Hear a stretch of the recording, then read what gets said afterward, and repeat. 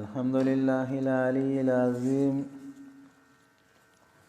والصلاة والسلام على رسوله النبي الكريم وعلى آله وأصحابه الذين نالوا منه الفيض العظيم. اللهم لا سهل إلا ما جعلته سهلا وأنت تجعل الحزن سهلا إذا شئت ولا حول ولا قوة إلا بالله العلي العظيم.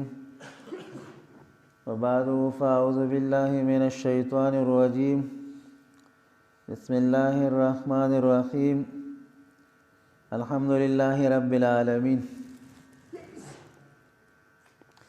دا به ان شاء الله یو دور زمونږ د اصول وایو نو دې کې به یو لسنی مو تقریبا رسي نن او سبا دا لګرانی به 12 پورې وایو ښا ترجمه دغه به ختميږي نه نو بیا د پاره نن خو به دغه یو بیا د پاره بلس بجې وخت پکو نیمه غنټه 12 پورې به وایو ان شاء الله دا به نو دا سی به وایي کہ لابد لمن يبتدئ في شيء من تفسير القرآن من معرفة 10 مباحث. سوچے په قرآن کی شروع کوي په تفسیر کې نو لس خبرې ور پیژندل پکار دي. دا باول پیژن دا مقدمه د قرآن شریف ده نو دا و پیژن ترجمه کې ولا بصیرت. اوله خبره سند د قرآن شریف ده. دویمه خبره تعریف موضوع غرض د قرآن شریف ده. دریمه خبره تعریف موضوع غرض د علم تفسیر ده. دا قرآن شریف او د علم تفسیر. اوله خبره سند د قرآن شریف، دویمه خبره تعریف موضوع غرض د قرآن شریف، دریمه خبره تعریف او موضوع او غرض د علم تفسیر، څلورمه خبره الفرق بین التفسیر والتاویل والتحریف. د دې چیزونو کې فرق کول، تاویل او تفسیر او تحریف کې فرق کول. والخامس او پنځم انواع التفسیر، اقسام نه تفسیر دي. تفسیر څو قسمه دي. والسادس بحث السلاسل السبع فی القرآن. پغمه خبره و سلسله په قرآن کې ذکر کول. و سلسله دعوو سلسله دا دلایل سلسله دا شکایات او دا تنبیهات او و سلسله دا قرآن کې ذکر کیږي. دا پیژندل پکار دي. وما خبره اختلاف المذاهب فی مضامین القرآن. اختلاف د مذاهب د په مضامین د قرآن شریف کې چې قرآن کې څو مضمون ذکر کی نو دا به پکې وایو. اتمه خبره فضائل القرآن دي. نهمه خبره سلسله الاقسام، د قسمونو سلسله. قرآن کې الله قسم خوري نو قسم خو په غیر الله منه یو الله یې خوري. د قسمونو وضاحت وکړو. سلسله الاقسام. لسمه خبره طریق تبیین علم الاصول فی القرآن. طریقه د بیانولو د علم اصول په قرآن کې. څلور اصول: توحید دعوه کیږي، د رسالت دعوه کیږي، د صداقت د قرآن د بعض بعض موت. دا څنګه قرآن کې بیانې؟ دا توحید قرآن کې په کومې طریقې سره بیانېږي؟ دا رسالت په کومې طریقې سره ثابتېږي؟ او بعد الموت په کومې طریقې سره ثابتېږي؟ دا څلور دعوې په قرآن کې په کومې طریقې سره ثابتېږي؟ دا لسمه خبره. تلک عشرة کامله. دا لس خبرې شوې هم پېژندې.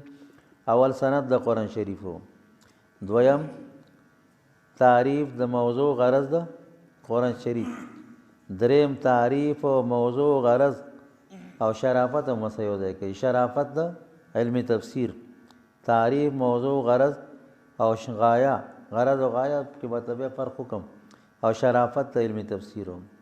څلورمه خبره فرق ما بین تفسیر او تاویل او تحریف کی. تاویل څه ته وایي، تفسیر څه ته وایي، تحریف څه ته وایي. دا بل څلورمه خبره شو. پنځمه خبره انواع د تفسیر، اقسام د تفسیر. تفسیر په څو قسمه دي. شپږمه خبره بحث السلاسل السبع فی القرآن. و سلسله قرآن دا بیانېږي. دا و سلسله دا دلایل سلسله دا شکایات تنبیزالت تنبیحات ازالت شکایات. دا و سلسله بدرته وي. و سلسله قرآن کې ذکر کی. دا غي وضاحت. وما خبره اختلاف المذاهب فی مضامین القرآن، قرآن کې څو مضامین ذکر کیږي، دې کې اختلاف دی. اب درته ذکر کوم. اتمه خبره فضائل القرآن، نهمه خبره سلسله الاقسام، قرآن کې د قسمونو سلسله. لسمه خبره طریق و تبیین علم الوصول فی القرآن، طریقه د بیانولو د علم اصول په قرآن شریف کې. دا څنګه ده؟ اوس یې تفصیل شروع کړي. اوله خبره سند د قرآن شریف. دې کتابونو سند دوه قسمه ته دي تقسیموي. یو د امام بخاري صاحب نه بره سند دی، یو دی خوا دی زمونږه پورې. نو دا سند د علم حدیث دی. بره سند بخاري خپل ذکر کړی دی، حدثنا فلان قال حدثنا فلان.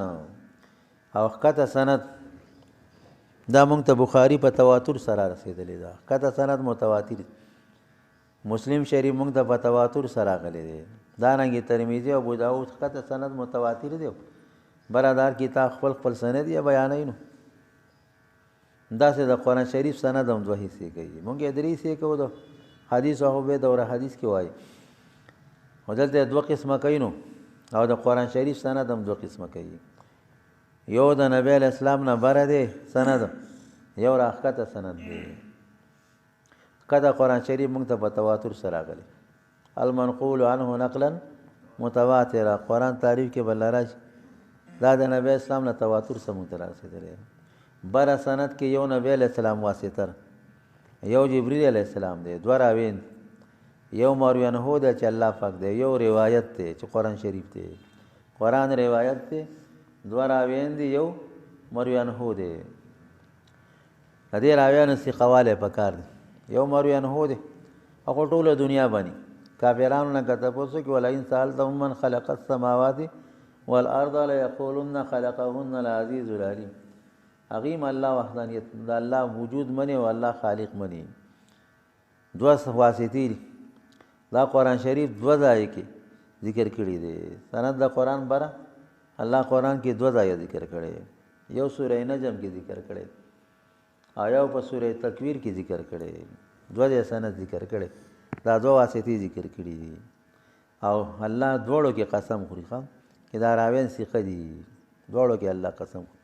والنجم اذا هوا ما ضل صاحبكم وما غوا وما ينطق عن الهوى ان هو الا وحي يوحى. دا یو واسطه.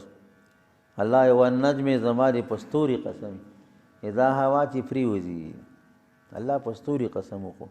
دا یو خبره بل لرا چې قسمونو چې الله په کوم شي قسم خوري هغه اهم څیز یو، او بل هغه د جواب قسم دلیل. صحیح قرآن کې چې الله په کوم شي قسم خوري هغه د جواب قسم دلیل. نو دا ستوره دلیل دی چې نبی علیہ السلام په حق دی. دا ستوره دلیل. دا څنګه ستوره ذریعہ د رهنمایي د خلکو یې ستورو باندې او بالنجم هم یهتدون، خلق لاره مومي. دقسې په نبی علیہ السلام څخه خلق لاره مومي. نو که نور خلق په لاره مومي نو په خپله او په غلطه څنګه لاړ شي؟ نورو خلقو د هدایت ذریعہ ده، په خپله په غلطه نشي تللی. او الله د دې ستوري څخه یو صفت ذکر کړ، والنجم اذا هوا.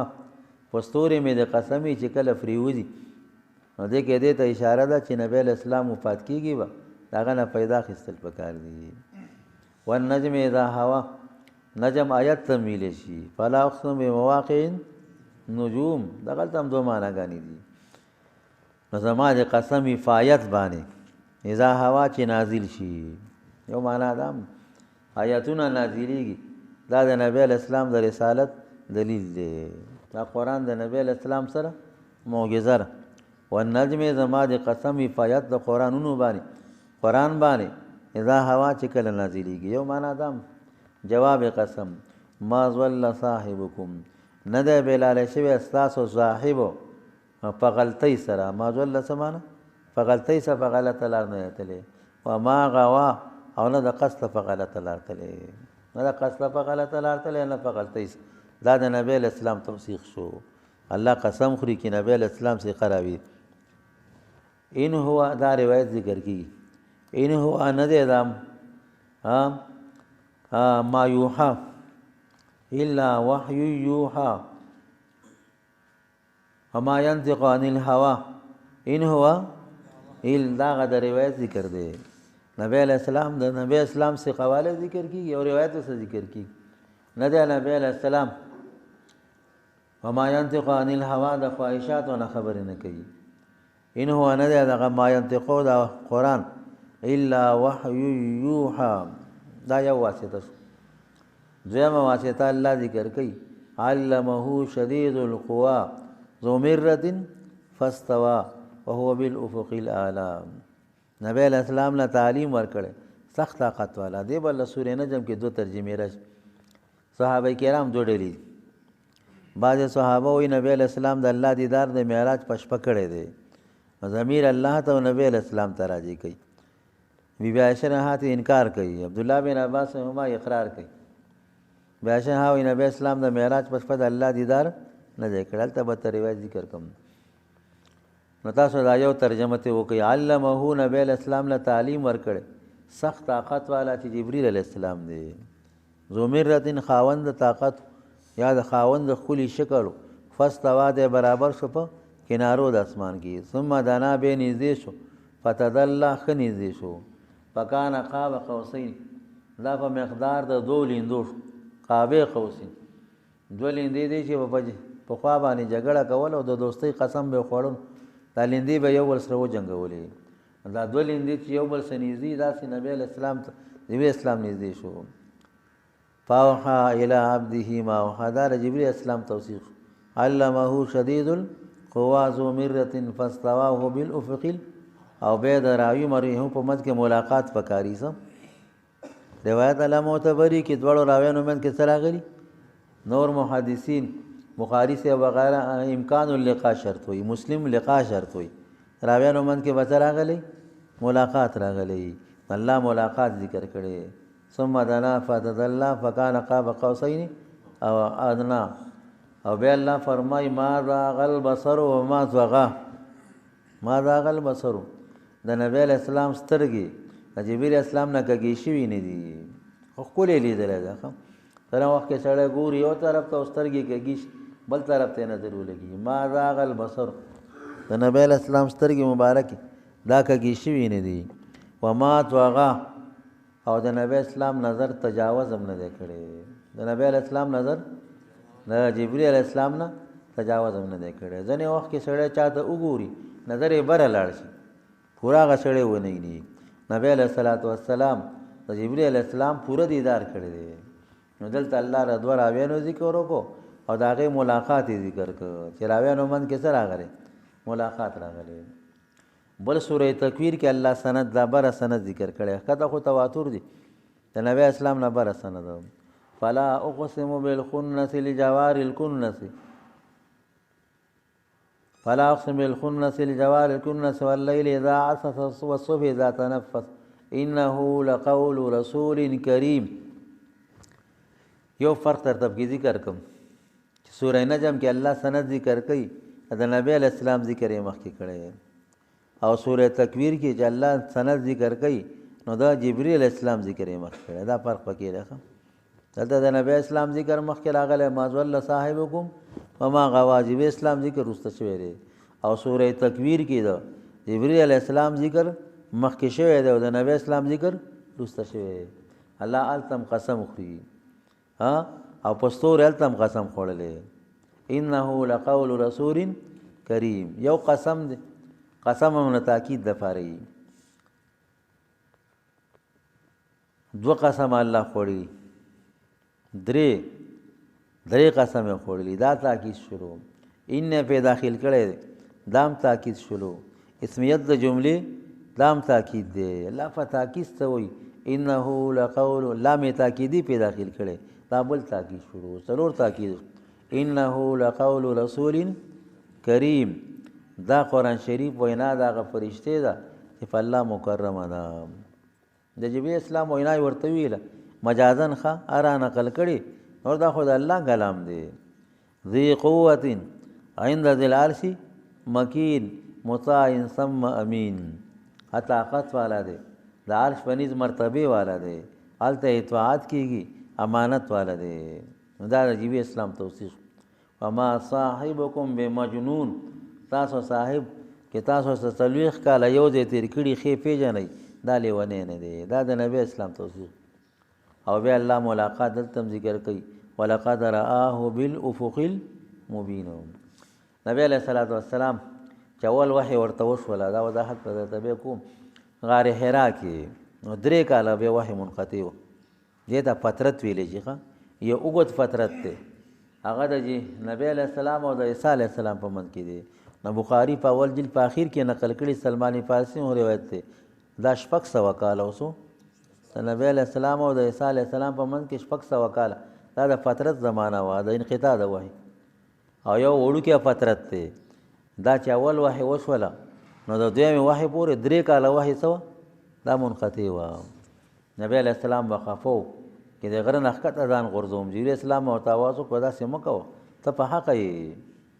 نو نبی علیه السلام د اجیاد طرف ته، جبل اجیاد ورته وایي، یا حرم شریف ته کتلي یو دروازه را باب اجیاد ورته وایي. د اجیاد طرف ته بیا چړایي د بره بې سړی خي. نو دغه طرف ته نبی علیه السلام جبرئیل اسلام په خپل شکل کې ولیده، 600 وزرې وي، 2 ځله په خپل شکل کې لیدلی. ولقد رآه نزلة اخرى عند سدرة المنتهى، الله وایي 2 ځله، سورې نجم کې الله وایي 2 ځله ملاقات راغلی دی په خپل شکل کې. ښه دا چې خو به بیا به لیدلو، خو دحیة الکلبی هم یو ښایسته صحابي و، د هغه شکل کې به راته و، او دا 2 ځله نبی علیه السلام جبرئیل اسلام په خپل شکل کې لیدلی. سند د قرآن وپېژنده، د نبی علیه السلام نه را دی خوا موږ ته په تواتر سره راغلی دی، او بره پکې څو واسې تېري، 2 واسې تېري. د دواړو توثیق الله 2 ځایه قرآن شریف کې ذکر کړی. دا خو اوله خبره شوه چې سند د قرآن شریف شو. دویمه خبره تعریف او موضوع او غرض د قرآن شریف، دا سره یاده کوي چې یو لغوي معنا نه، یو اصطلاحي معنا نه. تعریف کې خلک څه ذکر کوي، لغوي معنا هم ذکر کوي. دغه لیکلي جلال الدین سوطي صاحب په اصول قرآن باندې یو کتاب لیکلی، ځان له بیا واخلئ، اتقان نوم یې، ډېر ښکلی کتاب دی. هغه وایي قال ابو المعالی په کتاب البرهان، ابو المعالی په کتاب البرهان کې ویلي چې اعلم ان الله سمى القرآن ب55 اسما، الله قرآن مسما کړی دی په 55 نومونو سره. قرآن څو نومونه ذکر کړي، 15 په اتقان لیکلي، 101 سفر او 1 نمبر جلد، او بیا آیاتونه هم ذکر کړي چې په هغه کې د قرآن نومونه دي، 55 نومونه ذکر کړي. تقی عثماني صاحب تر 90 پورې نمونه ذکر کړي وي، بعض علماء 90 ذکر کړي. امام رازي رحمه الله په دغه آیت په ذیل کې چې ذالک الکتاب لا ریب فیه، دې کې 32 نمونه ذکر کړي.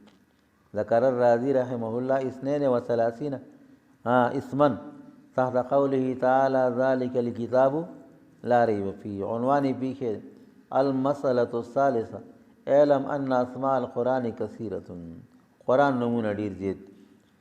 دا په اول جلد کې دغه لا ریب فیه کې، زما په کبیر کې 226 سفر اول جلد مکتبه حقانی والا، بیا آیاتونه هم ذکر کړي.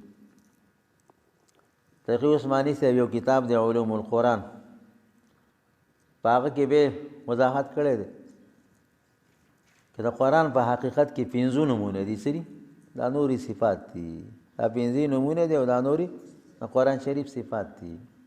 دا 15 نمونه درته ذکر کوم، دا 55 او 32 کې ذکر کړي، نو یو ورځ خو په دې لګي.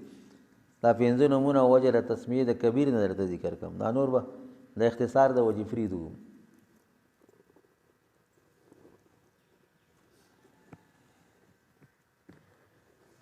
پنځه نومونه یو قرآن دی سره، دویم نوم د قرآن ذکر دی، دریم نوم کتاب دی، څلورم نوم تنزیل دی، پنځم نوم فرقان دی. فرقان د پنځه وضاحت پتی وکړو، قرآن او ذکر او کتاب او تنزیل او فرقان. دا قرآن شریف لفظ په قرآن شریف کې دا د قرآن نوم د عثماني صاحب وایي دا 61 ځایه راغلی. څو ځایه راغلی؟ 61 ځایه په قرآن کې لفظ د قرآن راغلی دی. دا د قرآن نوم درته ذکر کوم. یو دوه درې آیاته ته ذکر کم چې قرآن پکې راغلی کبیر ذکر کړي قل لئن اجتمعت الانس والجن على ان ياتوا بمثل هذا القرآن لا ياتون بمثله ولو كان بعضهم لبعض ظهیرا. دلته قرآن راغلی کفیریان انسانان راجمع شي د قرآن مثل نشي راوړی. سوره اسراء 88 نمبر آیت ته 15 پارا ده او 10 رکوع ده. 15 پارا او 10 رکوع 88 نمبر آیت ته پدې کې قرآن راغلی. بل آیت کې الله قرآن ذکر کوي انا جعلناه قرآنا عربيا لعلكم تعقلون. موږ دا کتاب قرآن ذکرولې په عربی ژبه کې ډېر لپاره په عربی کې را لېږلی کې تاسو پې پوه شئ. سوره زخرف 3 نمبر آیت 15 پاره ده 9 رکوع ده. 15 پاره 9 رکوع 3 نمبر آیت سوره زخرف. بل شهر رمضان الذي انزل فيه القرآن دلته به قرآن راغلی. دا سوره بقره 185 نمبر آیت 2 رکوع ده. سوره بقره چې کوم دی 85 نمبر آیت 2 پاره ده 2 پاره 9 رکوع ده. سوره بقره 185 آیت 2 پاره ده 9 رکوع ده. بل آیت ان هذا القرآن يهدي للتي هي اقوم. دا قرآن هغه لار خلکو ته ښیي چې هغه سیده لار ده. دا 15 پاره ده او 9 نمبر آیت ته او اوله رکوع ده. 15 پاره سوره بنی اسرائیل آیت ته. دا کبیر دا سو آیت ذکر کړی دي. دیکھو قرآن راغلی دی 61 ځای داسې راغلی قرآن شریف لپاره. دا قرآن ورته ولې وایي لغوي معنا یې وپېژنو. وجه د تسمیې په قرآن سره هغه مفسرینو پکې 2 قوله دي. امام رازي صاحب وایي احدهما قول ابن عباس رضی الله عنهما. یو پکې د عبدالله بن عباس هما قول ان القرآن والقراءة واحد. قرآن او قرات یو دی. لکه نظیری راته وخی کل خسران والخساره. خسران او خساره دا یو شی مصدر دی. او دلیل قول د الله پاک دی بدلیل قوله تعالی فاذا قرأناه فاتبع قرآنه. فاذا قرأناه چې مونږ قرآن لولو معنا زما فرشتې لولي. جبرئیل علیہ السلام قرآن شریف لولي. فتبع معنا فاستمع. بخاری په اول کې هم او په تفسیر د سوره قیامت کې بیا 2-3 ځای دا نقل کړي. د عبد الله بن عباس عنهما تفسیر یې نقل کړي. فاذا قرأناه چې مونږ قرآن شریف لولو فتبع معنا فاستمع. څه فتبع معنا څه کړي فاستمع او قرآنه معنا قراءته. قرآن په معنا چا سره دغه ته یو بل مسله وکړو. مونږ امام ابو حنیفه رحم الله به قرات خلف الامام کې درته وضاحت کوم. په دې آیت دلیل نیسی چې مقتدی قرات وای نو امام قرات وای مقتدی به پس نه وای. امام قرات وای دا سه صریح حدیث کوم راغلی اذا قرأ القرآن اذا قرأ فانصتوا. چې امام قرات وای څه کېږي چپ کېږي. دا د ابو موسی شنو روایت سم راغلی. مسلم ابو داود وغیرہ نقل کړی دی او دا د ابو هريره په روایت سره راغلی دی. ابو داود نقل کړی دی. نبی علیہ السلام وایي چې امام قرات وایي تاسو چپ کېږئ. دیکھئ صریح حدیث هم راغلی. بیا دوی ته یو مسلم وایي دا صحیح حدیث دی او دې بعضې کسان بیا دا وایي کېدی راوي متفرد دی. شبیر احمد عثماني سے وضاحت کړی فصل الملهم چې دا خو صحیح روایت دی او که زه ستا ومنم چې راوي متفرد دی متفرد نه رالته به دغه ذکر کو ردې توابي هم ذکر کو. هغه یو بل وضاحت کړی انما جعل الامام لیتم به. دا خو متفقون علیه روایت ته ټولو نقل کړی چې د امام به اتباع کې څه وکړي. دا هر څه خپل اتباع ده او د خیرت دا اتباع چې خوږ بوتک دی. او دا عبدالله بن عباس عنهما دا تفسیر کړی بخاری نقل کړی اذا قرأناه چې زیل ولم معنا زما فرشته ولولي. فتبع معنا فاستمع. قرآنه معنا قراءته. جبی اسلام قرات وي تو سموای وګ ورته کیدا. نو د اتباع معنا عبدالله بن عباس پس کړي په استماع سره کړي.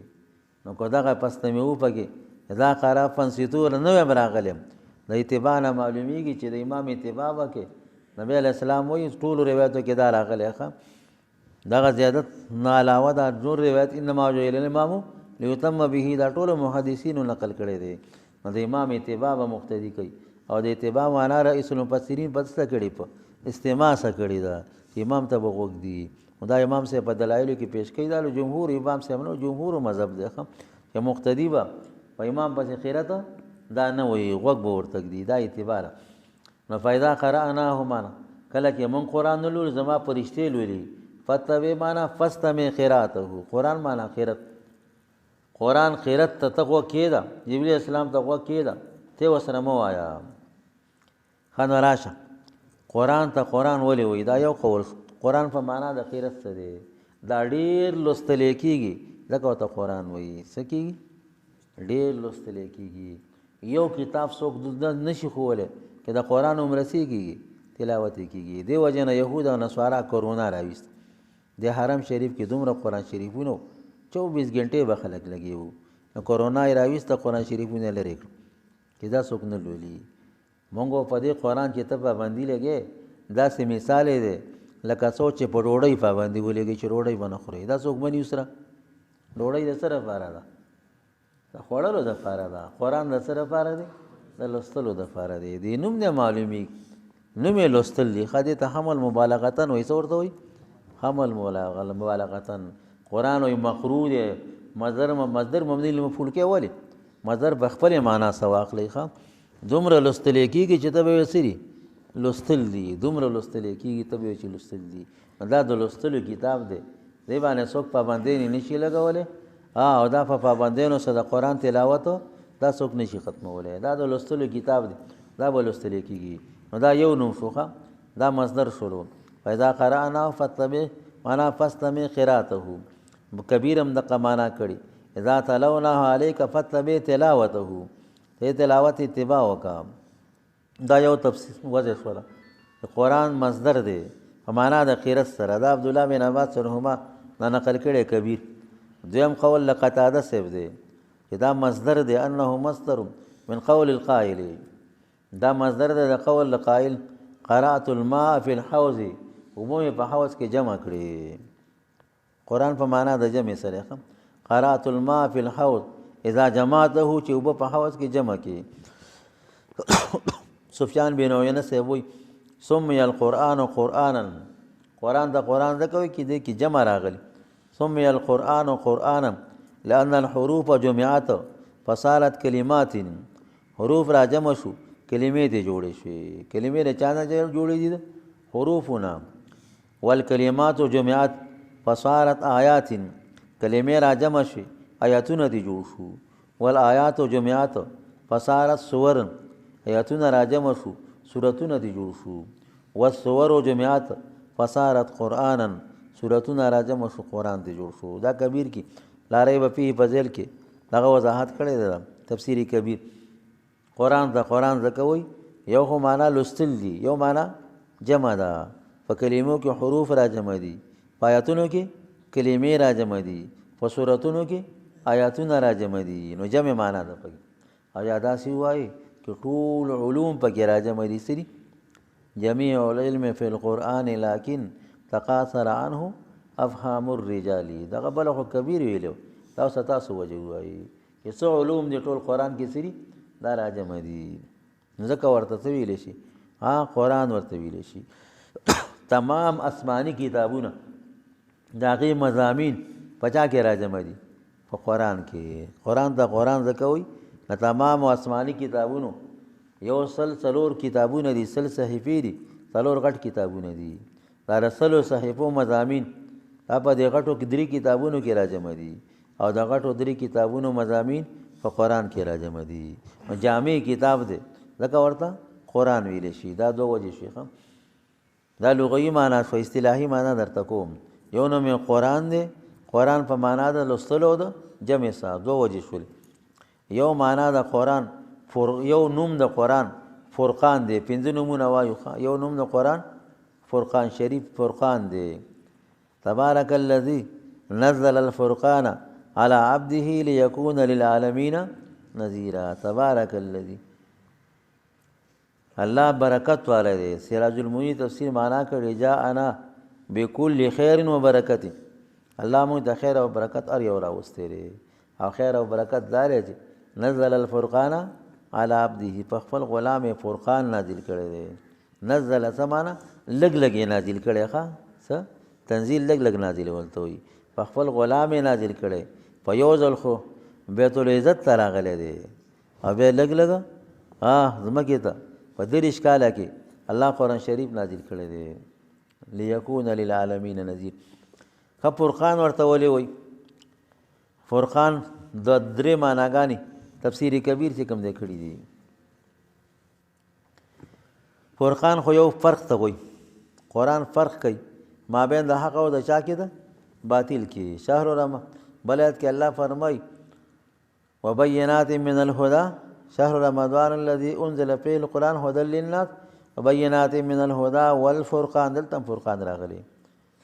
سمي بذلك کبیر وي دا د فرقان نوم ولکې خولی شو لأن نزوله كان متفرقا.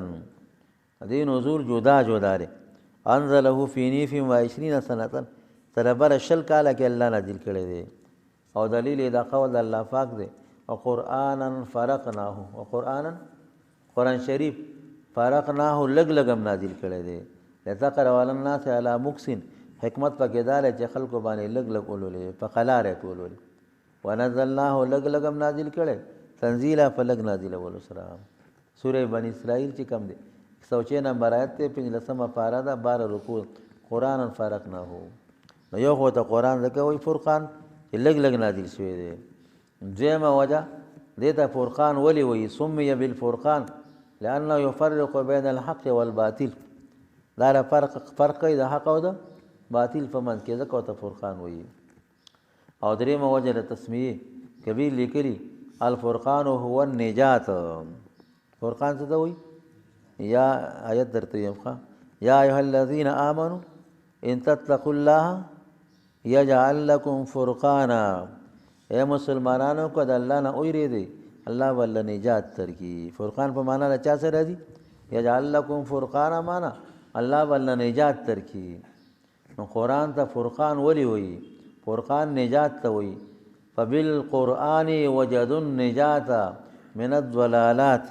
د قرآن په وجه په قانون خلکو نجات موندلی وو، ضلالاتو نه نجات موندلی. قرآن ته فرقان ځکه وایي فرقان نجات ته وایي په دې سره خلکو څه موندلی وو؟ نجات موندلی وو. دا و چې مسلمانان ذلیله دي قرآن یې شاته غورځولی نجات والا نشته دی. نو که دې قرآن د سینې څخه جوخ کو اوس به هم دې نجات دی مومي. قرآن یې شاته غورځولی دی او دنیا یې مخې ته را دنیا اخیستی او قرآن یې پرېښی دی ځکه اوس مسلمان ذلیله دی. دا 3 وجې شوې د فرقان. دویم نوم یې فرقان او 3 وجې د تسمیې کبیر ذکر کړي دي. دریم نوم د قرآن کتاب دی.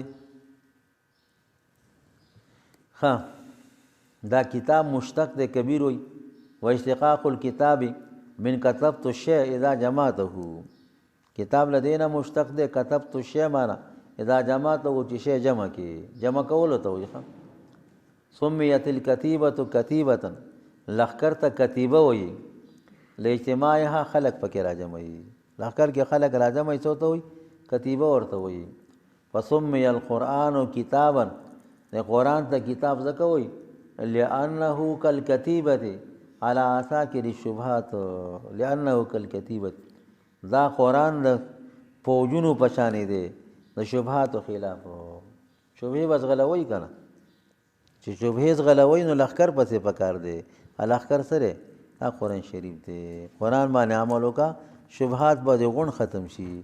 دې ته قرآن ته کتاب ځکه وایي لأنه کالکتیبة على عساکر الشبهات. او یا دویمه وجه ذکر کړي قرآن ته کتاب ځکه وایي لأنه اجتمع فيه جميع العلوم. د قرآن کې ټول علوم راجمع دي. دا دویمه وجه شوه. کتاب په معنا د جمع سره ټول علوم پکې راجمع دي. دریمه وجه وایي کتاب په معنا د فرض سره سم کتب علیکم الصیام کما کتب الذین من قبلکم. دارنګې کتب علیکم القتال قتال پتا سو جهاد فرض شوی. کتاب په معنا د فرض سره دی. د قرآن مضامین الله کتاب موقوت راغلی. نو دی لأنه الزم فيه التکالیف على الخلق. لأن الله انزل فيه تکالیف الله پاک احکام تکلیفی لازم کړي دي په مخلوق باندې. کتاب په معنا د الزام سره په دې کې الله احکام تکلیفی په خلکو څه کړي لازم کړي دي ځکه ورته کتاب وایي. دا یو وجه شو. ښه کتاب حجت ته وایي څه فاتو بکتابکم ان کنتم صادقین. تاسو خپل کتاب راوړئ که رښتینی وایي. کتاب باندې خپل دلیل راوړئ. دا قرآن حجت دی. القرآن حجت لک و علیک دی. قرآن ته کتاب ځکه وایي کتاب په معنا د حجت سم راغلی. فاتو بکتابکم ان کنتم صادقین. کتاب په معنا د نیټې سم راغلی. سم راغلی. ها وما اهلکنا من قريه الا لها ولها کتاب معلوم. مون یو کلم نه هلاک کړي مگر د هغې د هلاکت نیټه معلومه وي. کتاب راځي په معنا د چا سره د نیټې سره. دا کتاب بله معنا الاجل. وما اهلکنا من قريه الا ولها کتاب معلوم. کتاب یو معنا مکاتبه راغلی فکاتبو من علمتم فیهم خیرا. خدا معنا مخکې معنا مناسبه چې کتاب په معنا د فرض سره دي. دې احکام تکلیفي الله په خلکو فرض کړي. ان الذي فرض عليك القرآن. فرض دو معناګانې دي. فرض عليك احکام القرآن وتبلیغ القرآن لرادک الی معاد. هغه ذات چې پتا یې قرآن فرض کړی دی مکې ته به دې بیا راولي. د ایت کې ته یو بزرګانو یو تجربه کړې ده چې کله حج له یا عمرې له لاړ شي او دا دې خواهی شي چې بیا راشم نو دا له دې میزاب رحمت د لاندې 2 رکعاته صلات حاجت وکړو. میزاب رحمت د لاندې د کعبې شریف په دیوال دا آیت ولیکه ان الذي فرض دې پورې علیک القرآن لرادک الی معاد. او الله ته سوال وکړه چې الله پاک تا د نبی اسلام سره وعده کړی و چې زه به دې مکې ته بیا راولم. نو د آیت په برکت مام بیا راوله. الله به دې بیا دا بزرګان یې لیکي مال ته کعبه کې حرم کې مې رشي یا بند کړی نو د بره برنډې نه ولیکم داسې په هوا کې ناوې د لاندې ولیکم. یو عربي ما ته وایي ته څه کوې نو ما ته کې دا تصویرونه وباسې دا ته څه کوې موبایل ورسره. ما خپل ځان نه تپوس نه کوم ما نه تپوس کې څه وکړم که نه ته خپل کار کوه زه به خپل کوم. نو دا آیات لیکئ نو یا که بل چاته وی چې ما له ولیکم الله یې وی دا د مجرباتو نه دی. الله تا څنګه د نبی علیه السلام سره وعده کړې چې زه به دې مکې ته بیا راولم. دې آیات په برکت باندې ما دې مکې ته بیا راولم نو الله به دې بیا راولي. یو فرض معنا علیک القرآن تبلیغ القرآن و احکامه. یو فرض په معنا د انزله سره ان الذي فرض عليك القرآن. الله پتا قرآن نازل کړي لوی رحمت یې در باندې کړي د مکې ته به دې بیا راولي. خانو دا فرض یو معنا ده کتاب لزوم دی. قرآن احکام لازم شوي دي په خلکو. دا درې نومونه قرآن او فرقان او کتاب. یو نوم یې ذکر او تذکیره ده. سره ذکر او تذکیره یو معنا ده او ذکره دا درې نومونه شو. دا درې په یو حساب دي. ذکر او تذکره او ذکره. ذکر خو دې قول کې راغلی هذا ذکر مبارک انزلناه افانتم له منکرون. سورې انبیاء آیات ته دلته ذکر راغلی 50 نمبر آیت ته هذا ذکر مبارک انزلناه ولسم فارد. او دا چې کم دی سلورم رکوع ده انا نحن نزلنا الذکر دلته ذکر راغلی و انا له لحافظون. سورې حجر آیت نمبر 9 آیت ته ولسم فارد اول رکوع ده و انه لذکر لك ولقومك وسوف تسألون. دا قرآن ستا او ستا د قوم دپاره ذکر دی. سورې زخرف 44 نمبر آیت ته 50 فارد لسم رکوع ده. 44 آیت ته 50 پاره لسم رکوع ده. دا ذکر ورته ولي وایي د دوه وجونو سمي به لوجه. امام رازي صاحب وایي قرآن ته ذکر د دوه وجونو وایي. یو انه ذکر من الله دا د الله له طرف نه ذکر دی. الله له طرف نه نصیحت دی. ذکر به عباده الله په دې سره نصیحت خپلو بندګانو ته کړی فعرفهم تکالیفه و اوامره. په دې قرآن کې ورته احکام تکلیفي او اوامر او مناهي ښوولي دي. او یو د ذکر معنا شرافت دی وانه لذکر لک ولقومک. دا قرآن ستا لپاره نصیحت دی او د قوم لپاره ستا لپاره شرافت دی. شرف لک دا دوی معنا تفسیرونو کړي. یو معنا ذکر شرافت ته وایي، دا ستا لپاره شرافت دی چې الله تا باندې کتاب نازل کړی، تا قوم له کتاب ورکړی. دا نه د قرآن د طالبانو دپاره هم شرافت دی. څوک به روژه کې منطق دورې کوي، نو روژه کې منطق نازل شوی مطلب وشي. څوک د نحوې دورې کوي، څوک د صرف دورې کوي، څوک څه کوي څوک څه کوي. امول په لاس کې څه راکړه؟ قرآن راکړه. وانه لذکر لک ولقومک. دا ستا شرافت دی، ستا د قوم شرافت دی. دا د الله شرافت دی چې روژه کې قرآن نه کړو. قرآن الله روژه کې را لېږلی دی. موږ له په روژه کې قرآن لاس کې را کړی دی. دا شرافت. قرآن ته ذکر ځکه وایي چې وانه شرف لمحمد صلی الله علیه وسلم و امته. تذکره دا قرآن کې راغلی. وانه لتذکرة للمتقین. سورہ حاقی 48 نمبر آیت دی، 29 پاره. او ذکرہ چې راغلی په دې قول الله پاک راغلی وذکر فإن الذکرى تنفع المؤمنین. نصیحت وکړه، دا ذکرہ مسلمانانو ته نفع ورکوي. نو دیم دغه معناګانې دي. قرآن تذکره دی معنا نصیحت دی، خلکو ته نصیحت کوي. یو کس ترجمه کې ویلو که قرآن شریف تذکره ده، دا شناختی کارت دی. تذکره د افغانستان والا شناختی کارت ته وایي. هلکه شناختی کارت کې خو ستا نوم دی او د پلار دی، نور پکې څه دي؟ نو د قرآن شریف ته شناختی کارت وی. نو ما پې بیا رد وکړو. ناسو ایسته وتښتېد. با جوړ کې داسې کړي ترجمې ختم کې ویلو قرآن شریف شناختی کارت دی چې پېښور ته ځې نو شناختی کارت نه دی بغیر څوک څه نه کوي، نه پرېږدي. نو جنت ته کې ځې قرآن نه بغیر نشي تللی. قرآن شریف ته شناختی کارت مه وایه. دا کم تفسیر ترجمه کړي چې قرآن شریف شناختی کارت دی. د یو اردو تفسیر خو وښایه که نه چې دا ترجمه کړي. قرآن شناختی کارت دی. شناختی کارت کې سړي نوم وي او د کلي نوم وي او د پلار نوم وي. او اوس خلک لکه د لګان شوی د مور نوم به پکې ولیکي. نور پکې څه دي؟ شناختی کارت کې نور څه دي؟ او قرآن کې ټول علوم دي. څه دي؟ قرآن کې ټول علوم دي. نو د ذکره معنا دوه شوې ذکر، یو نصیحت او یو شرافت دی. دا معنا ده، شناختی کارت نه دی.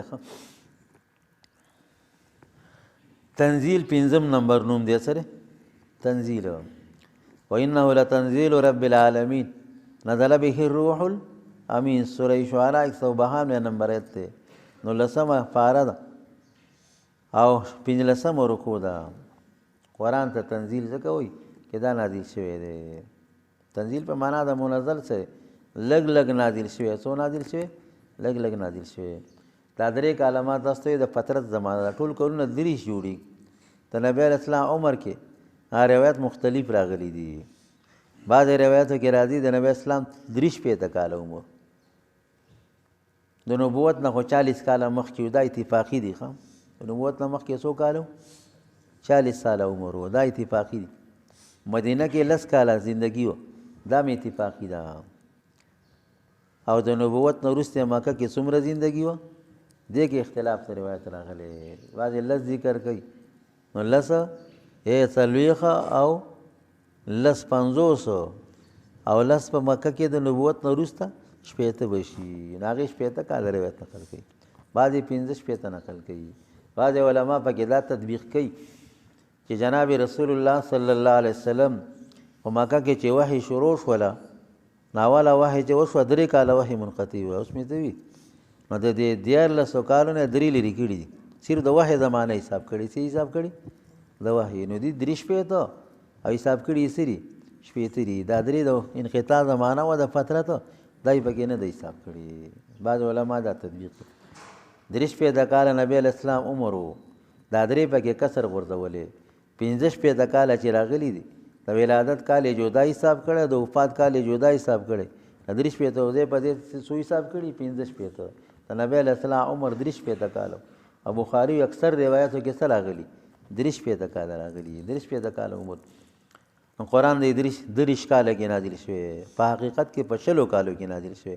دا 3 کاله وحی څه وه منقطع وه دا د فترت زمانه وه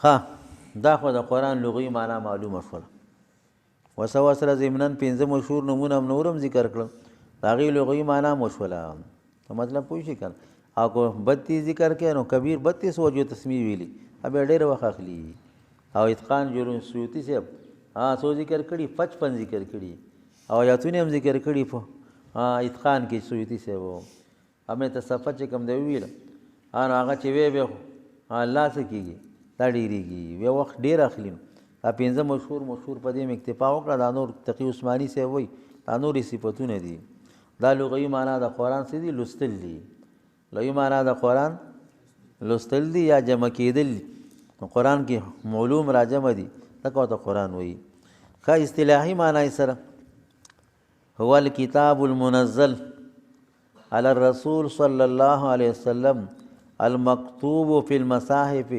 المنقول عنه نقلا متواترا بلا شبهه دا تعریف دی هو الکتاب المنزل قرآن شریف کتاب دی المنزل چې لږ لږ نازل شوی علی الرسول فجناب رسول الله صلی الله علیه وسلم باندې المکتوب فی المصاحف په مصاحفو کې لیکل شوی دی المنقول عنه نقلا متواترا د نبی اسلام نه په تواتر سره نقل شوی بلا شبهه شبهه پکې نشته هو الکتاب دا به جنس شروع هر تاریخ کې جنس او فصل لیکل منطقي نه چاته پوښ کړو جنس کې عمومي فصل کې خصوصي او خصوص منطق نه وایي مشرقي نه چاته پوښ کړی وای دا ماشي څه تعریف دی نو یو له جنس پکاري یو د ذهن کې خزاني په خزانه کې کتنو حیوان خو جنس شروع ماشه حیوان دی بس فصل وو ګوري خزانه کې نو فصل یې به نه موندو وای دا ماشي حقیقت حیوان بنګ بنګ دی سره بنګ بنګ کوي نو دای فصل دی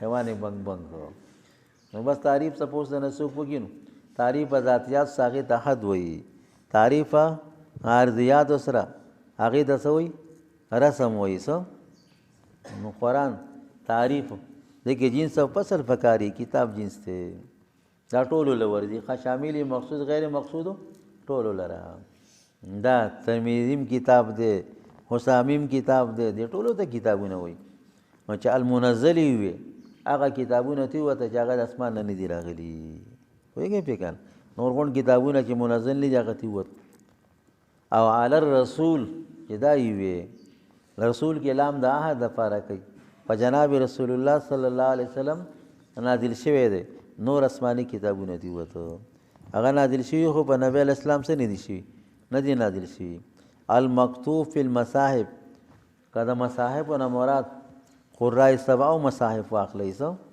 قرای سبع او مصاحف نو به هغه شذوذ ته نخفل وته شاذ قراتونه دي وته نو المنقول عنه نقل متواتر دا به د مخ کی تاکید غوند شي او کدا مصاحف نه عام مصاحف واخلې شاذ قراتونه هم بګی داخل شي نو المنقول عنه نقلا متواتر په دې سبب شاذ قراتونه وزي او بلا شبهتين سو مشهور وزي ښه په کوم په خبري مشهور او روایت مشهور څخه خیرت لاغلي ابتی وزي بلا شبهتين دا د قرآن شریف تعریف شو هو الكتاب المنزل على الرسول صلى الله عليه وسلم المكتوب في المصاحف المنقول عنه نقلا متواترا بلا شبهه دا د قرآن تعریف شو لغوي معنی هم د قرآن شریف وشو اصطلاحي معنی هم وشوله موضوع د قرآن شریف کې د علماء دوه قولې یو توحید موضوع ده یو رسالت موضوع ده توحید باندې به اعتراض یو انسان من حيث المکلفیت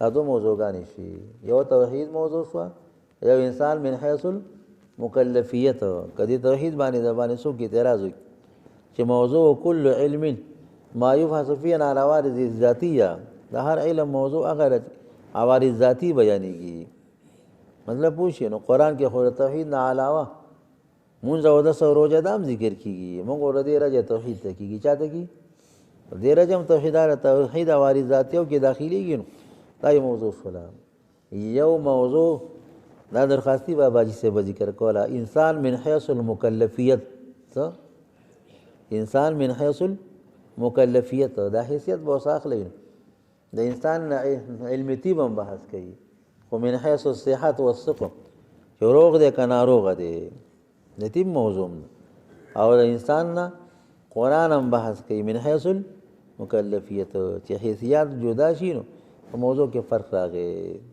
یو حیثیت یو موضوع شو بل موضوع د علم حدیث ذات د جناب رسول الله صلی الله علیه وسلم دی نو دی باندې دی به اعتراض کوي چې ذات د نبی اسلام داغه نه خو طب بحث کوي موږ طب ته په بل حیثیت سره بحث کوي او حدیث ته په بل حیثیت سره په طب کې د بدن او ذات نه بحث کیږي من حیث الصحت په مطلب پوښی کنه او په دغه کې بحث کیږي په علم حدیث کې د نبی اسلام نه ذات نه من حیث الرسالت حیثیت لګي جدا جدا دي نو موضوع د قرآن شریف انسان من حیث الذات نه دی انسان من حیث المکلفیت د دې نه قرآن بحث کوي او د دې وجه نه د قرآن شریف په اول صورت کې الله موضوع ذکر کړي چې کوم اول نازل شوی اقرأ باسم ربک الذی خلق خلق الانسان من علق خلق الانسان ذکر کړي نو سره شه دې آیاتونو نه د قرآن موضوع په کې الله ذکر کړی دا هغه انسان دی د انسان تعریف هم دی معلومیږي او بیا موضوع داسې وایي چې موضوع د علم دو قسمه وي بعضې موضوعګانې تقسیمیږي بعضې نه تقسیمیږي د نحوې موضوع کلمه او کلام دی دو قسمه موضوع تقسیمیږي که نه د منطق موضوع تصورات او تصدیقات دي دو دي تقسیمیږي د بعضې فن موضوع نه تقسیمیږي نو راشه دا انسان چې قرآن موضوع شه دا قابل قسمت دی انسان څو قسمه دی دو قسمه یو طواغی دی یو مطیع دی سره یو سرکشه دی یو نیک عمل دی الله یې تقسیم کړي اقرأ باسم ربک الذی خلق خلق الانسان من علق اقرأ وربک الاکرم الذی علم بالقلم علم الانسان ما لم یعلم دې کې ته یو بله خبره وي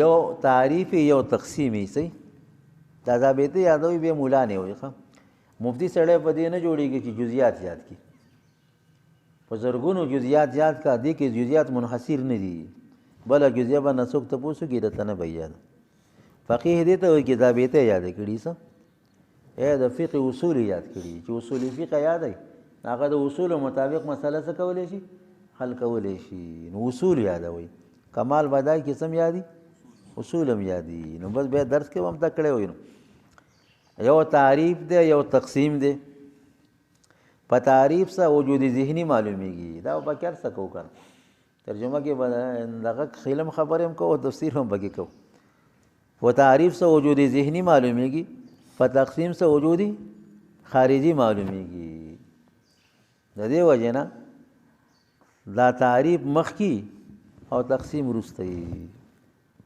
تعریف مخکی او تقسیم صحیح اول بل شي وجود ذهنی پیژنې به بس پیژنې وجود خارجي پیژنې نو دی وجه نه دی تقسیم ته دی متمم د تعریف وي ښه متمم د چرته ونوای فکر تقسیم ته دی سوی متمم د تعریف وي تعریف کله تام شي چې تقسیم وشي کافیه کې بل راشي کنه اول د کلمې تعریف دی لفظ نو دی لمعنى المفردین او به تقسیم دی یا اسم و فعل و حرف هر کتاب کې اخلي اول تعریف کوي بیا څه کوي تقسیم کوي یو استثناء بګشتخه دو استثناګانی دي چې دام د ذکر کوم چې د مدرسین چې تاسو بالفعل او استادان وي کوم یو استثناء د کافیه کې دا کافیه اول مستثنا تقسیم کړي او به تعریف کړي څه کړي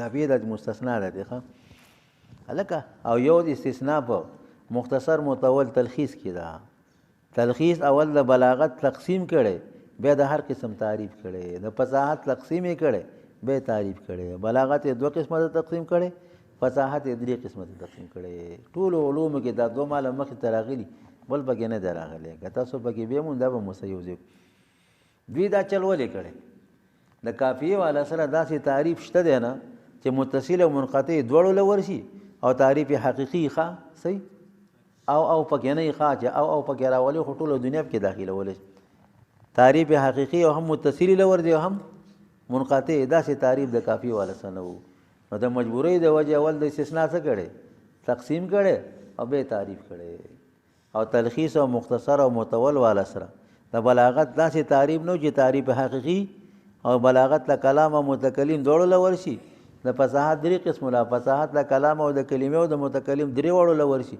داسې تعریف وسنو حقیقي تعریف وسنو د مجبورۍ نه اول څه کړی تقسیم کړی نور په هر کتاب کې به داسې کوئ دا بهتره ښه اول به تعریف کوئ ځکه وجود ذهني معرفت صحیح مخکې د وجود خارجي معرفت صحیح وروسته نو اول الله د انسان تعریف ذکر کړی په دې صورت کې او بیا ولا تقسیم ذکر کړی تعریف یې څنګه ذکر کړی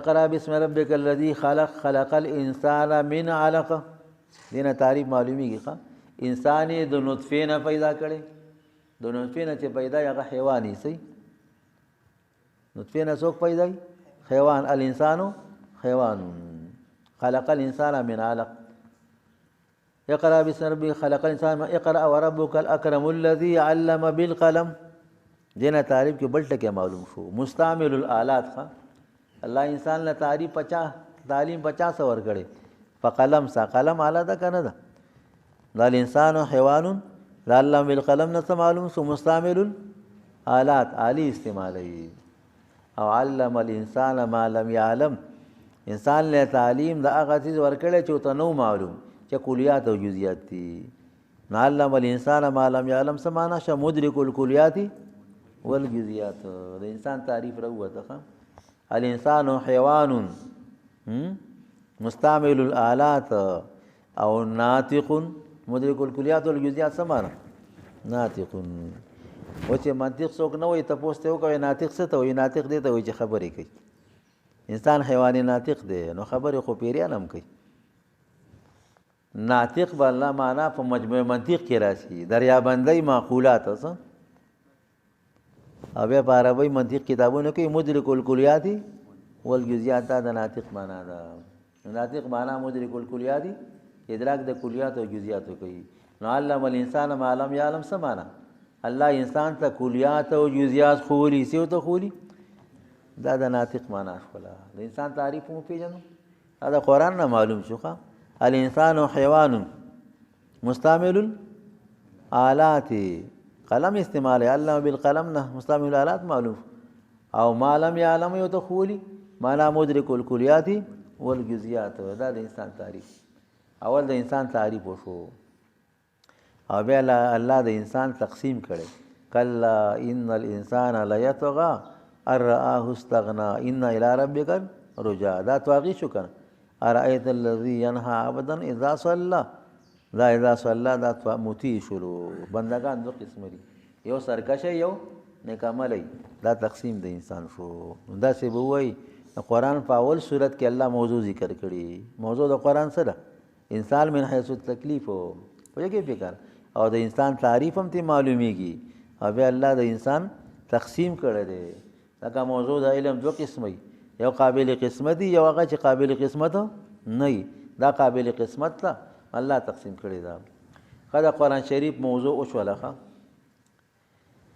تعریف د قرآن شریف دا چې کوم دی اصولو موضوع د قرآن شریف دا ذکر شولا غرض او غایه د قرآن شریف قرآن مونږ صرف وایو او صرف یادو قرآن شریف غرض او غایه مقصد یې سره یو غرضی یو غایه دا یو شی دی او غرض ورته وای چې باعثی بشي باندې او غایه ورته وای چې مرتبی بشي صحیح مرتبی بشي دا یو خبره یاد کې دا غایه لګه عامه غونډه معلومیږي ښه غرض باعث شي ته وای دا کار کوم باعث په سره او غایه غته وای چې مرتبی بشي په ذهن کې مخ کې او په وجود کې صحیح رستي په ذهن کې مخ کې کله کې تفسیر کوي نو غرض او غایه دای چې زه تفسیر وکم نو زه بخپل جمعات کې کېنم او تفسیر به شروع کوم زما به ثواب کیږي دنیا آخرت به مخیسته شي دا غایه په کله مرتب شي او کله نه غرض خو دا دی چې زه مفسر د قرآن جوړ شم خدا غایه په کله مرتب کیږي کله په غایه مرتب شي سړی مفسر شي کله څوک تفسیر وکړي مفسر نشي پیاز او ټماټر خرڅوي مطلب پوه شي کله نو غایه عامه معلومیږي مرتب شي کله نه غرض خاص مونږ معلومیږي نو د علم تفسیر غرض او غایه سره دا علم قرآن ښه دا د قرآن شریف و قرآن شریف مونږ ولې یادو او غرض زمونږ چې کوم دی څه دی نو غرض و غایه د قرآن شریف اصلاح العلم والعمل دی څه دی قرآن دې دپاره وایو چې زمونږ عقیده صحیح شي علم څه معنی او عمل هم صحیح شي علم هم صحیح شي عقیده او عمل هم صحیح شي دا یو غرض و غایه دویم غرض و غایه د قرآن شریف الاعتصام بالعروة الوثقی مونږ منګولې ولګو په مضبوطې کړۍ باندې الاعتصام بالعروة الوثقی په مضبوطې کړۍ مضبوطه کړۍ دا قرآن شریف رسۍ ده په دې سړي منګولې ولګولې لن فسام لها دا څه نه کېږي شلېږي نه غرض و غایه ده او غرض و غایه د قرآن شریف هغه چې کوم دی سعادت الدارین دی چې دواړو جهانو کې مونږ څه شو کامیاب شو دواړو جهانو کې مونږ کامیاب شو ښه الله په فضل سره سند د قرآن شریف مو شو تعریف موضوع غرض د قرآن شریف مو شو درېیمه خبره تعریف موضوع غرض او شرافت د علمي تفسیر تعریف موضوع غرض او قرآن او دا تفسیر دی خم تعریف موضوع غرض او شرافت د علمي تفسیر تفسیر په لغت کې د فسر نه مشتق دی فسر په معنا د کشف او د ایضاح سره دی څه سره دا حنیفه ګنگوهی محمد حنیف ګنگوهی سے لیکلی قرۃ العیون کې په تذکرۃ الفنون تقی عثمانی سے په علوم القرآن کې لیکلی بحر محیط لیکلی کشف طویل شي ولا یاتونک بمثل الا جئناک بالحق واحسن تفسیرا ولا یاتونک بمثل دا معنی وکي ولا یاتونک بسؤال غریب کالمثل تا باندې یو ناشنا سوال نه کوي چې د مثال په شان ناشنا دی الا جئناک بالحق مونږ حق جواب راوړو واحسن تفسیر او ښکلی وضاحت را لېږو تفسیر په معنا چا سره د وضاحت سره دی په لغت کې په معنا د کشف سره دی او د ایضاح سره دی چا دویمه معنا کړې دا معنا اتقان هم کړې ښه هو بیان والکشف 346 صفحه کې وضاحت کړې دویم جلد کې کشف او وضاحت ته وایي دویمه معنا کړې وقیل مقلوب من السفر دا فسر د چا نه الټه شوی دی د سفر نه اصبروا بالفجر فانه اعظم سفر ام کشف ته وایي یقال ویلی شي اسفر الصبح سبا ډېر واضح شو نو سفر الټه شولو فسر ته جوړ شولو دا مقلوب قاله الامام الراغب دا امام راغب سے ویلی دی تقریر الحاوی د بیزاوی او تقریر دی دیوبند یو محدث لیکلی هغه وایي دې کې فرق دی دا مقلوب مو وایي فسر او سفر کې سره فرق دی سفر څه ته وایي یستعمل فی کشف العیان سفر مستعملیږي په واضح کېدو د جواهرو کې څه عیان معنا جواهرو ته وایي انور راوخیږي رڼا شي نو جواهر سړي ته ښکاره شي که نه اسفرو راغلی بالفجر رڼاوالی کوي په سبا نو رڼاوالی څه معنی چې دا هر څه درته ښکاره شي اسفرو بالفجر فانه اعظم للفجر نو سفر مستعملیږي په کشف د عیانو او فسر مستعملیږي په کشف المعانی چې معنی راته واضح شي دې کې فرق دی که نه فسر د دې آیت تفسیر راته وکړه داسې وضاحت راته وکړه چې معنا راته ښکاره شي نو فسر کې کشف د معنی دی په سفر کې کشف د سره ده عیانو دی فرق باندې پوه شولې او دې معنا باندې روح المانی مرد کړی دی روح المانی وایي چې والقول بانه مقلوب 35 صفحه کې مقدمه کې ویلي والقول بانه مقلوب من السفر دا قول چې فسر مقلوب دی د سفر نه مما لا يسفر له وجه دې وجه واضح نه ده مما لا يسفر نخکاره کېږي دې له وجه چې موږ دا وایو چې فسر د سفر نه سره مقلوب دی فسر ځان له ټکې دی سفر سره ځان له ټکې دا یو بل الټه شوي نه دي او په سفر کې دا سین څه شول وروسته شو فی مخکې شواله سفر نه فسر جوړ شو مخکې وروسته ولې کې فسر ځان له کلمه ده دا په کشف د معنیو کې استعمالیږي او سفر ځان له کلمه ده دا په کشف د اعیانو کې استعمالیږي. خدا خو د تفسیر لغوي معنا دوه شولې، یو معنی وضاحت دی، سو کوئی د فسر نه الټه دی. ابو حیان نحوی سے یا د تفسیر دی بحر محیط، هغه یطلق التفسیر علی التعریه، تفسیر اطلاق په بربنډولو کې دی شي. تفسیر خلق وای فسرت الفرس اعریته، اسم لغړک کته مته می تل ریکړه، وراجون الی معنی الکشف، دام د کشف معنا ته دغه دی. دا ابو حیان نحوی معنا کړی ده، او دا ابو اللیث سمرقندی داغه یو تفسیر دی، هغه ته محیط وایي، بحر محیط، هغه هم دا وضاحت کړی. کشف تفسیر په معنا را تعریه سره، تعریه معنا داس نه مې کته لرې کړه برمنډولو ته ویلی شي، نو دې کې هغه معنا واضح شي که نه. اصله کته لرې کې اس ښکاره شو، نو معنا نه هغه خفا لرې کې معنا چې کم دی دا څه شوله ښکاره شوله. درېیمه معنا څوک کوئی دا ماخوذ دی له تفسیرین. تفسیر د چا نه ماخوذ دی؟ تفسیره هغه شیشې ته وایي چې په هغه کې تبه وغیره معلومیږي، دې معنا هم دقې ته راځي کی شیشه ولا په خوله کې ولا هغه ترمامیټر دی که چې هغه کیدي نو تبه واضح شي کې څو درجې تبه. نو څوک کوئی دا له تفسیرین دا ماخوذ دی. اتقان لیکلي خم، اتقان چې کوم دی لیکلي په 346 صفحه او دویم جلد کې، او مقدمه تفسیر د ابو اللیث سمرقندی سے لیکلي. تفسیر اصطلاحي تعریف سره ډیر تعریفونه شوي دي، او یو ښکلی تعریف درته ته وکم، دا سراج المنیر مقدمه هم لیکلی دی، او دا ابو حیان نحوی سے تفسیر کړی دی په بحر محیط کې. چا کړی؟ ابو حیان نحوی سے. او اکثر مفسرین دې تفسیر له ترجیح ورکړې ده چې دا ښکلی تعریف دی. اکثر علماء دې تعریف له څه ورکړي؟ دا جامع تعریف دی د تفسیر. دا یاد کړئ ښه. په اصطلاح کې څه ته وایي؟ علم یبحث فیه عن کیفیت النطق. علم تفسیر څه ته وایي؟ علم دی، دا علم جنس دی، ښه شامل دی مقصود غیر مقصود ټولو لره. علم دا یو علم دی، یبحث فیه په دې کې بحث کېږي، عن کیفیت النطق د کیفیت د تلفظ نه بالفاظ القرآن. د تفسیر کې تجوید هم داخل دی. ښه پخوانو تفسیرونو کې اوس خو الفاظ غلطي زموږ، مطلب وایي شي الفاظ غلطي او معنا خو چې الفاظ غلط شي نو معنا به صحیح شي. دا الفاظ قوالب دي سری د معنیو نه، چې قالب کوږي نو سیده خختب کې جوړیږي نه جوړیږي، نو چې لفظ غلط شو نو خختب کې قالب غلط شو کوږ دی نو خختب کې لکه می صحیح جوړ شي.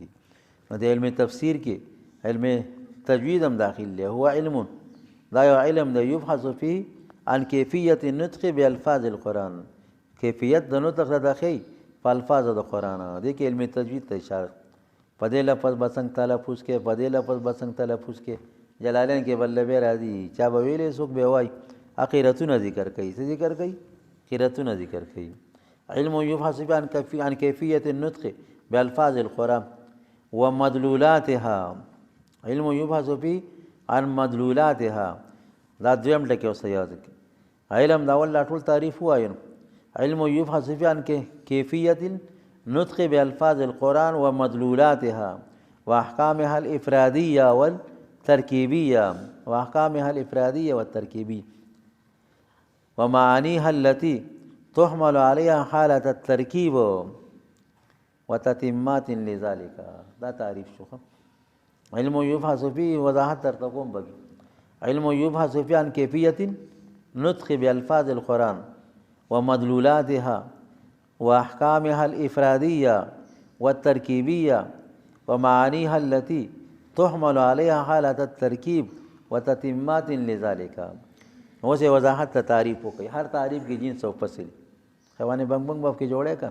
علم پکې جنس شروع عن کیفیت نطق بالفاظ القرآن دې کې تجوید ته اشاره وشوه چې تجوید هم بچا کې داخل دی، په علم تفسیر کې داخل دی. و مدلولاتها په دې کې بحث کېږي د مدلولات او د الفاظونه.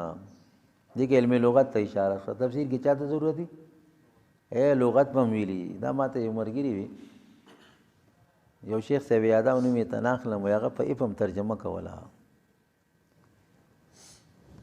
غیر ناظرین اناه تاسو عربو کې دا عادت و چې دیګونه وپخېده سهار وختي به ولاړ د پښتنو په شان نبی علیه السلام کور ته وختي راغلي او بیا به تله نه ښه الله فرمایي چې وختي مه ځئ غیر ناظرین اناه د پخلي انتظار مه کوئ د اناه معنا تفسیر نه په نز جهو څه کوي څه هغه مولي صاحب راته وایي په پښتو مې غوږ ایښی و غیر ناظرین اناه پخلي ته مه ګورئ لوښي ته مه ګورئ څه د پخلي نه لوښی جوړ کړی و غیر ناظرین اناه راغلی اناه معنا نه چې هغه د اناه نه اناه جوړ کړی و نو خدای پاک وایي چې لوښو ته مه ګورئ او بیا متل پکې وي چې پښتانه وایي چې تالي ته مه ګوره تندي ته ګوره تندی څنګه دی دی په دې مېلمستیا خوشحاله دی که خفه دی متل یې پکې ویلی و مطلب وشي نو بس دا پکې دغه نو لغت په دې پېژندلی هله به تفسیر کې چې لغت دې نه یې پېژندلی د یو ټکي معنا په بل څه کې او د بل ټکي معنا په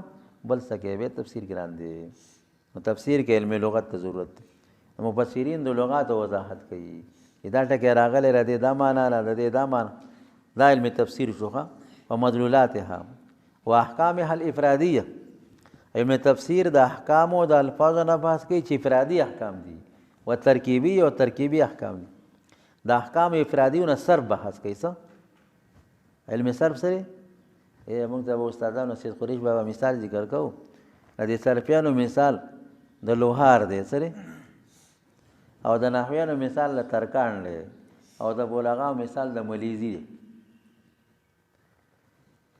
صرفیان د لوهار په شان دی لوهار تبر جوړ کی څه جوړ کی هغه لصيغه جوړه کی د نحویانو مثال د ترکان دی لاس ته پکې واچي مرکبي کی او د بلغاو مثال د ملیزي دی اته د والو چل درکې تبر د ښه جوړ کو خو چې نه شي والے څه وکي ولې ځنه ته د والو چل درکې اته د استعمال چل درکې دلته به زیدون قائمون وي دلته به ان زیدن قائمون وي تاکید وکړه دلته به نه کې دا چل درته څوخي بلغا درته خي نو احکام هل افرادیه په دې کې بحث د احکامو د الفاظو نه کیږي چې افرادي احکام دي دا صرفینو کار دي دا بل جلالین کې به را دي وړو کې تفسیر د خرڅ پکې دي ښه دا خلک وایي په خوا به وي دی وړه دوره کې وي دا دوه کتابونه یو مشکات شریف دی یو جلالین دی وي دا پکې ډېر آسان دي دا دروغ وي ښه یو پکې آسان دي اول به پکې دا وي او دا مقصدی پکې هدایي دي په دوره کې څه دا خبره هم غلطه هدایي انسان جوړی کړی دي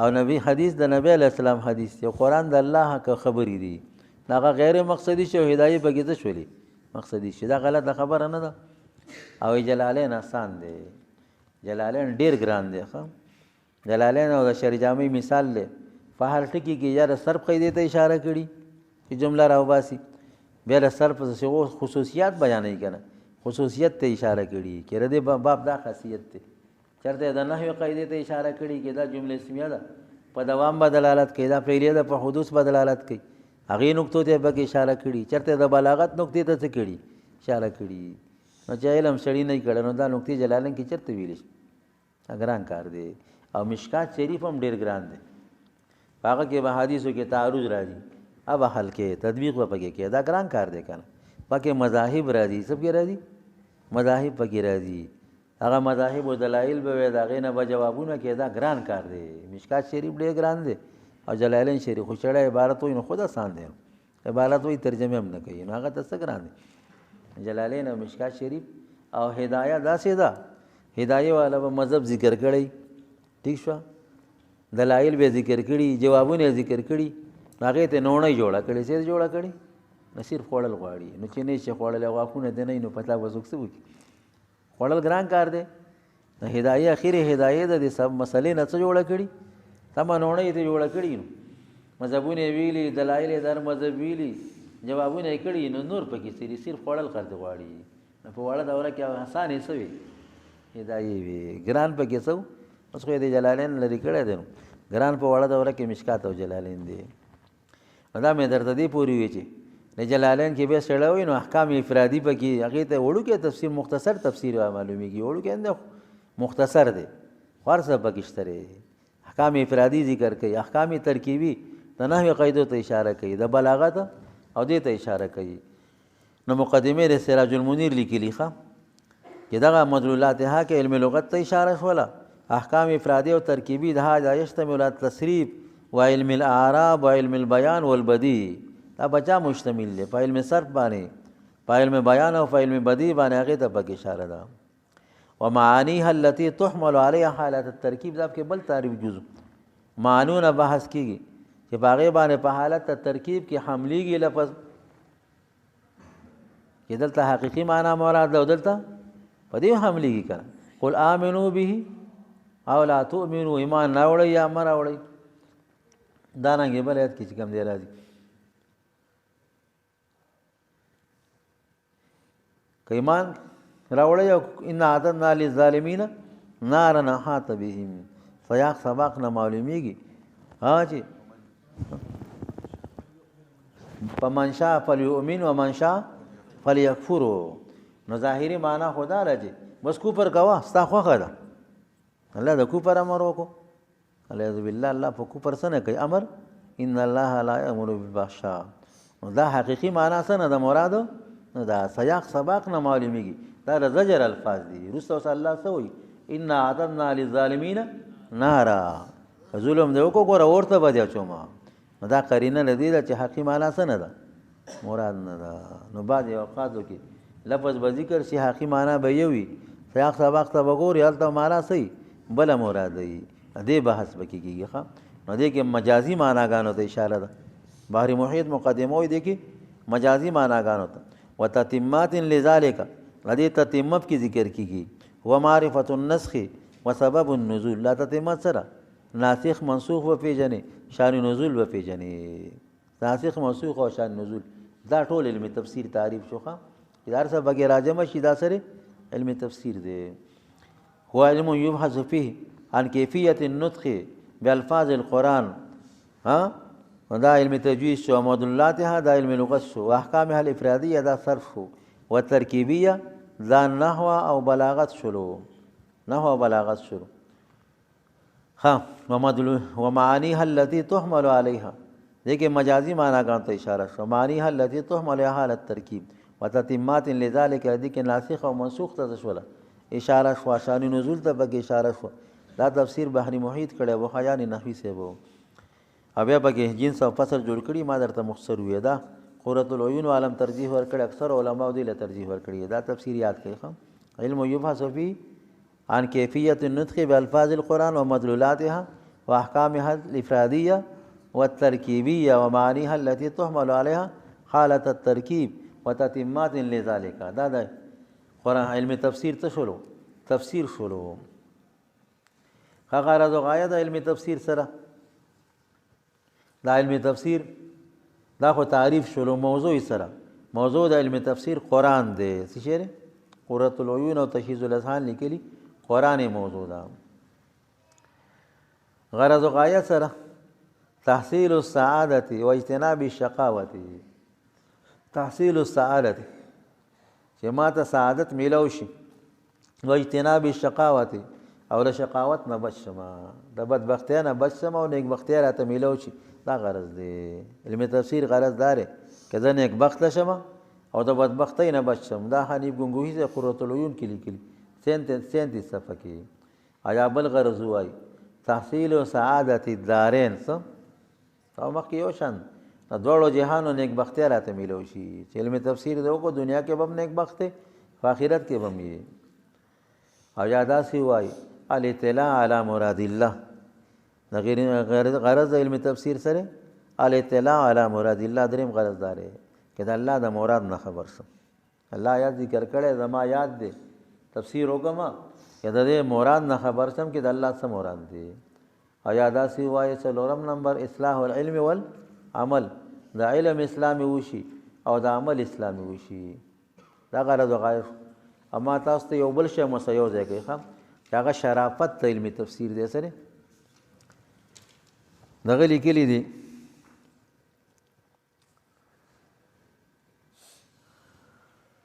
قال واما شرفه، هر چې شرافت ته علم تفسیر دی. مقدمه د سراج المنیر لیکلي فقال الاصفهاني اصفهاني سے وی من وجوه دا په وجوه شتا وسده یو من جهه الموضوع د موضوع په اعتبار سره علم تفسیر الله شرافت ورکړي شرافت العلم بشرافت الموضوع د هر علم شرافت د موضوع نه معلومیږي علم تفسیر د چانه بحث کوي دا قرآن نه موضوع قرآن دی کنه قرآن اشرف الموضوعات ته علم تفسیر اشرف العلوم دا علم تفسیر او علم حدیث د نور ټول علوم اشرف دي خو خپل د علماو دي کې اختلاف دي څوک علم تفسیر له ترجیح ورکوي دې موضوع د الله کلام دی او څوک علم حدیث له ترجیح ورکوي دې موضوع ذات نبی اسلام دی سره ذات نبی اسلام دی او ذات نبی اسلام اشرف دی موضوع د علم تفسیر اشرف الموضوعات شول قرآن شریف شروع دویم شرافت د علم تفسیر من جهة الغایه په اعتبار د غرض او غایه سره فإن غرضه غرض چې کوم دی علم تفسیر الاعتصام بالعروة الوثقى سراج المنیر لیکلی مقدمت منګولي لګولي په مضبوطی کړای باندې والوصول الى السعادة الحقیقیه او رسیدلی حقیقی نیک وختیا تاسو حقیقتا سره نیک وخت شي نو دا علم تفسیر سره غرض او غایه ده دا اشرف الغایات څخه چې الله سره په مضبوطه کړی منګولي ولګي چې شلیږي نه دا غرض او غایه ده او سره الله ته ورسی سعادت حقیقی ته ورسی چا ته ورسی سعادت حقیقی ته دا غرض او غایه ده او بلغه نو شرافت د علم تفسیر دو وجه شولې یو د موضوع په اعتبار سره موضوع کلام الله دی یو د غرض او غایه په اعتبار سره او دویم شرافت د علم تفسیر من شدت الحاجت د شخ حاجت ته وجه دی دې ته مونږ ډیر محتاج یو څه کم شي ته کې سره ډیر محتاج دی هغه اشرفي څنګه ته محتاج فإن كمال ديني ودنيوي مفتقرة إلى العلوم الشرعية والمعارف الدينية کمال دینی او کمال دنیوي دا دواړه علوم شرعي ته محتاج دي او دا دواړه معارف دینیو ته محتاج دي او وهي متوقفه على العلم بكتاب الله او دغه چې کوم دی علوم شرعیه او معارف دینیه موقوف دي په علم بکتاب الله باندې الله په کتاب دی علم نه راغلی د شریعت نه به خبر شي د احکام دینیو نه به څه خبر شي نو دې ته مونږه سخت محتاج یو او سخت محتاج او ته ځکه یو چې هر کمال دینی او دنیوي دا به الله راځي کمال دینی او دنیوي چې علوم شریعه باندې زموږ علم راشي او معرفت دنیو باندې علم راشي او دا پچا موقوف دی په علم به کتاب الله باندې دا یې نتیجه شو چې هر کمال دینی او دنیوي دا پچا موقوف دی په علم به کلام الله باندې کمال کې دینی او دنیوي دا په علم به کلام الله موقوف شو دا یې نتیجه شو دا اشرف العلوم څه کنه شو علم تفسیر اشرف العلوم شلو دا درې خبرې وشوخه سند د قرآن شریف وشو تعریف موضوع غرض د قرآن شریف وشو او تعریف موضوع غرض د علم تفسیر وشو او زه دست تحکم تازه کوم که وقفه کوي لږه وقفه وکړئ ښه 15 منټه وقفه وکړئ